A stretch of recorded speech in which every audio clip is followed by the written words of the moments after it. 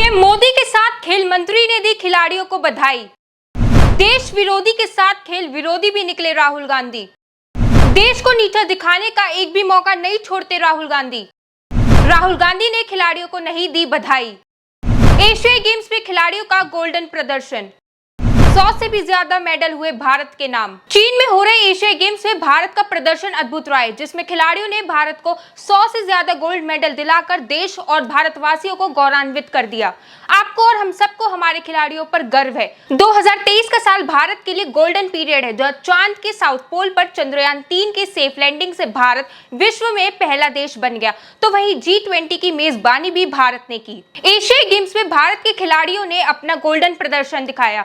100 से ज्यादा gold medal अपने नाम किए। देश की इस बड़ी सफलता पर पीएम मोदी ने सभी खिलाड़ियों को बधाई दी, तो वहीं पीएम मोदी के साथ केंद्रीय खेल मंत्री अनुराग ठाकुर ने भी सभी खिलाड़ियों को बधाई और शुभकामनाएं दी।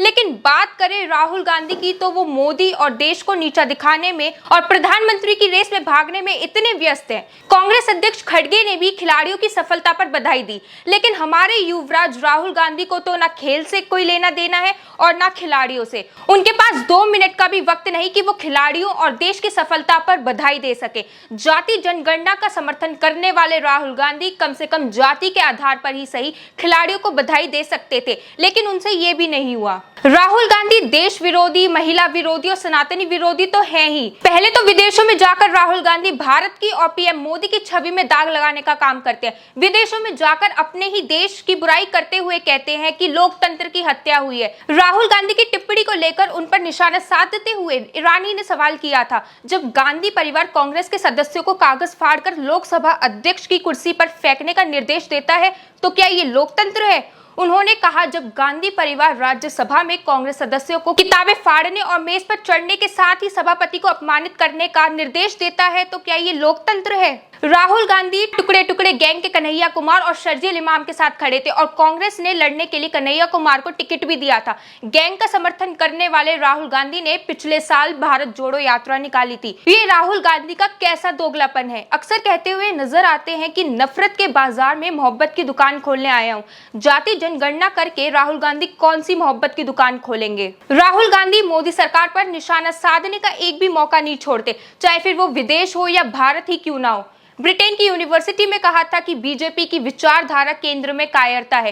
बीजेपी को लगता है कि वो हमेशा सत्ता में रहेगी। संसद में विपक्ष के माइक बंद करा दिए जाते हैं, तो वहीं राहुल गांधी संसद का माहौल खराब करने में 1 मिनट का भी समय नहीं लगाते। संसद में मोदी सरकार पर आरोप लगाते हुए नजर आते हैं कि मोदी और अडानी दोस्त हैं। अडानी को आगे बढ़ाने में मोदी सरकार का हाथ है। संसद के विशेष सत्र में लाए गए महिला आरक्षण बिल का राहुल गांधी ने बड़े ही खट्टे मन से समर्थन किया। उन्होंने इस बिल को जाति और धर्म से जोड़ दिया। उनका मानना है कि ये विधेयक अधूरा है, इसमें ओबीसी, एससी, एसटी महिलाओं को भी आरक्षण मिलना चाहिए। वही सनातन विरोधी राहुल गांधी चुनावों से ठीक पहले धोती दुपट्टा पहनकर मंदिर में नजर आते हैं। आपने ये मुहावरा तो सुना ही होगा, बिन पेंदी का लोटा। वही लोटा राहुल गांधी है, जिसे यही नहीं पता कि किस चीज का कब विरोध और कब समर्थन करना चाहिए। आपको बता दें कि राहुल गांधी अब खेल विरोधी भी हैं। जहां खिलाड़ी विदेश में जाकर भारत की छवि में गोल्ड लगाने का काम कर रहे हैं, वही उनकी सफलता पर बधाई देने तक का समय नहीं है। राहुल गांधी को देश की तरक्की से दिक्कत है, लेकिन झूठे मुंह ही सही खिलाड़ियों को बधाई तो दे सकते थे।